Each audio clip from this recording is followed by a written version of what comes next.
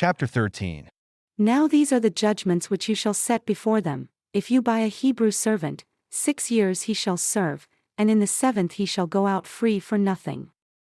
If he came in by himself, he shall go out by himself. If he was married, then his wife shall go out with him. If his master has given him a wife and she has borne him sons or daughters, the wife and her children shall be her master's, and he shall go out by himself. And if the servant shall plainly say, I love my master, my wife, and my children, I will not go out free, then his master shall bring him unto the judges. He shall also bring him to the door, or unto the doorpost, and his master shall bore his ear through with an awl, and he shall serve him forever. And if a man sell his daughter to be a maidservant, she shall not go out as the menservants do. If she please not her master who has betrothed her to himself, then shall he let her be redeemed, not to sell her unto a strange nation. He shall have no power to do this, seeing he has dealt deceitfully with her. And if he has betrothed her unto his son, he shall deal with her after the manner of daughters. If he take him another wife, her food, her raiment, and her duty of marriage shall he not diminish. And if he do not these 3 unto her, then shall she go out free without money. He that smites a man so that he die shall be surely put to death. And if a man lie not in wait, but God deliver him into his hand, then I will appoint you a place to which he shall flee. But if a man come presumptuously upon his neighbor to slay him with guile, you shall take him from my altar that he may die. And he that smites his father or his mother shall be surely put to death. And he that steals a man and sells him, or if he is found in his hand, he shall surely be put to death. And he that curses his father or his mother shall surely be put to death.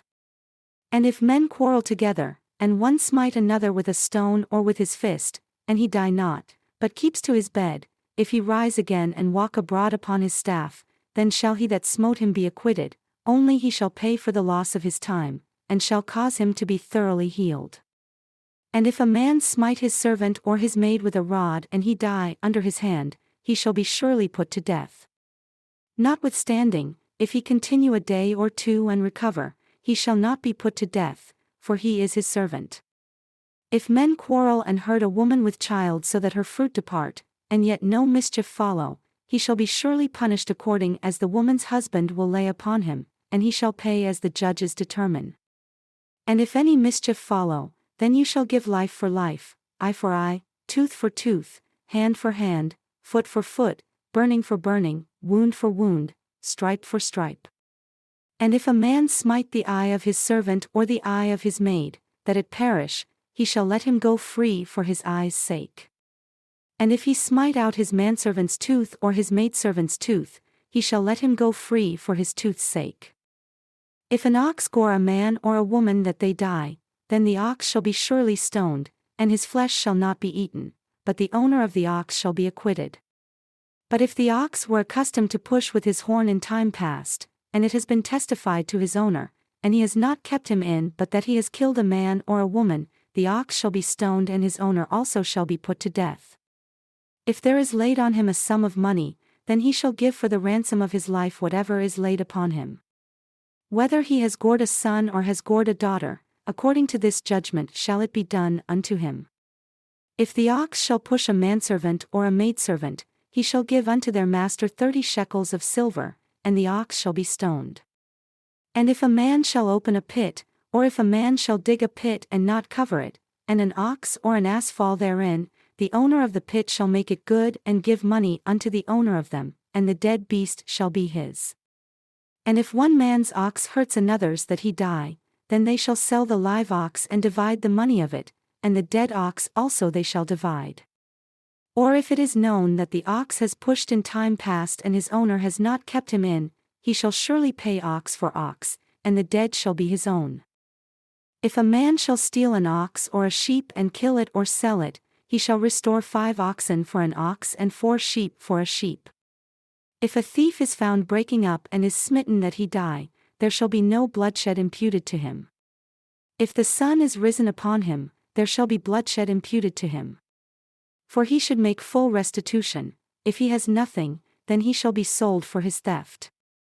If the theft is certainly found in his hand alive, whether it be ox, or ass, or sheep, he shall restore double. If a man shall cause a field or vineyard to be eaten, and shall put in his beast and shall feed in another man's field, of the best of his own field and of the best of his own vineyard shall he make restitution. If fire break out and catch in thorns, so that the stacks of grain, or the standing grain, or the field are consumed, he that kindled the fire shall surely make restitution. If a man shall deliver unto his neighbor money or stuff to keep, and it is stolen out of the man's house, if the thief is found, let him pay double.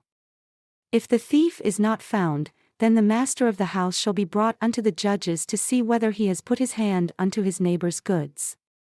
For all manner of trespass, for ox, for ass, for sheep, for raiment, or for any manner of lost thing which another challenges to be his, the cause of both parties shall come before the judges, and whom the judges shall condemn, he shall pay double unto his neighbor. If a man deliver unto his neighbor an ass, or an ox, or a sheep, or any beast, to keep, and it die, or be hurt, or driven away, no man seeing it, then shall an oath of the Lord be between them both, that he has not put his hand unto his neighbor's goods, and the owner of it shall accept thereof and he shall not make it good. And if it is stolen from him, he shall make restitution unto the owner thereof. If it is torn in pieces, then let him bring it for witness and he shall not make good that which was torn. And if a man borrow anything of his neighbor, and it is hurt, or die, the owner thereof being not with it, he shall surely make it good. But if the owner thereof is with it, he shall not make it good, if it is a hired thing, it came for his hire. And if a man entice a virgin that is not betrothed and lie with her, he shall surely endow her to be his wife. If her father utterly refuse to give her unto him, he shall pay money according to the dowry of virgins. You shall not suffer a murderer to live. Whoever lies with a beast shall surely be put to death.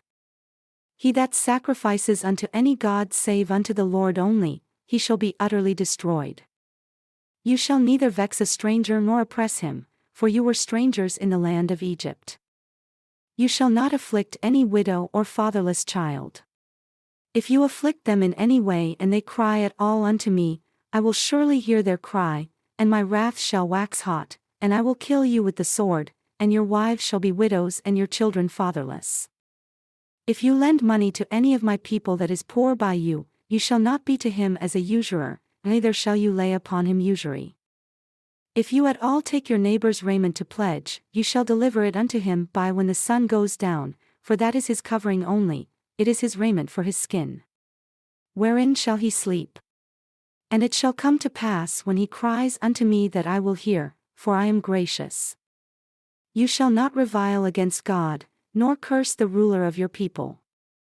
You shall not delay to offer the first of your ripe fruits and of your liquors. The firstborn of your sons shall you give unto me. Likewise shall you do with your oxen and with your sheep, 7 days it shall be with his mother, on the 8th day you shall give it me. And you shall be holy men unto me, neither shall you eat any flesh that is torn of beasts in the field, you shall cast it to the dogs. You shall not raise a false report. Put not your hand with the wicked to be an unrighteous witness. You shall not follow a multitude to do evil, neither shall you speak in a cause to decline after many to wrest judgment. Neither shall you countenance a wicked man in his cause. If you meet your enemy's ox or his ass going astray, you shall surely bring it back to him again. If you see the ass of him that hates you lying under his burden, and would refuse to help him, you shall surely help with him. You shall not wrest the judgment of your poor in his cause. Keep far from a false matter, and the innocent and righteous slay not, for I will not justify the wicked. And you shall take no bribe, for the bribe blinds the wise and perverts the words of the righteous. Also, you shall not oppress a stranger, for you know the heart of a stranger, seeing you were strangers in the land of Egypt.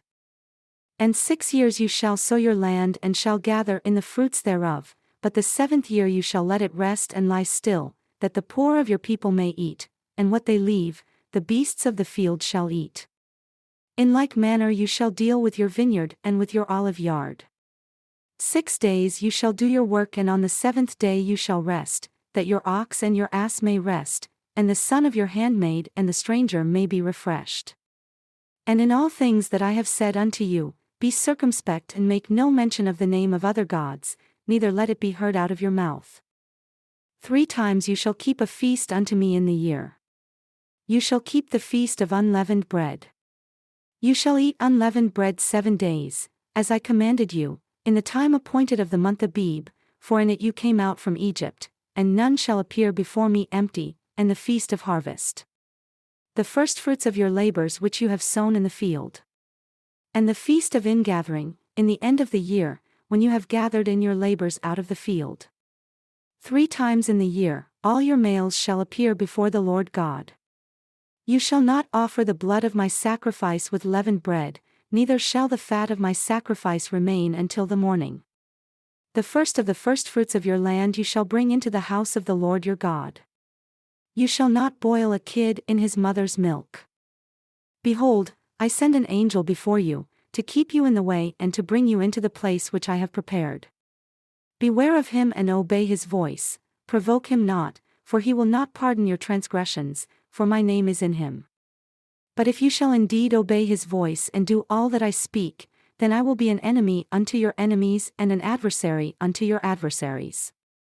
For my angel shall go before you and bring you in unto the Amorites, and the Hittites, and the Perizzites, and the Canaanites, the Hivites, and the Jebusites, and I will cut them off. You shall not bow down to their gods, nor serve them, nor do after their works, but you shall utterly overthrow them and quite break down their images. And you shall serve the Lord your God, and he shall bless your bread and your water. And I will take sickness away from the midst of you. There shall nothing cast their young nor be barren in your land. The number of your days I will fulfill. I will send my fear before you, and will destroy all the people to whom you shall come, and I will make all your enemies turn their backs unto you. And I will send hornets before you, which shall drive out the Hivite, the Canaanite, and the Hittite from before you. I will not drive them out from before you in 1 year, lest the land become desolate and the beast of the field multiply against you. By little and little I will drive them out from before you, until you be increased and inherit the land. And I will set your bounds from the Red Sea even unto the sea of the Philistines, and from the desert unto the river, for I will deliver the inhabitants of the land into your hand, and you shall drive them out before you. You shall make no covenant with them, nor with their gods. They shall not dwell in your land, lest they make you sin against me, for if you serve their gods, it will surely be a snare unto you. And he said unto Moses, Come up unto the Lord, you, and Aaron, Nadab, and Abihu, and 70 of the elders of Israel, and worship afar off. And Moses alone shall come near the Lord, but they shall not come near. Neither shall the people go up with him.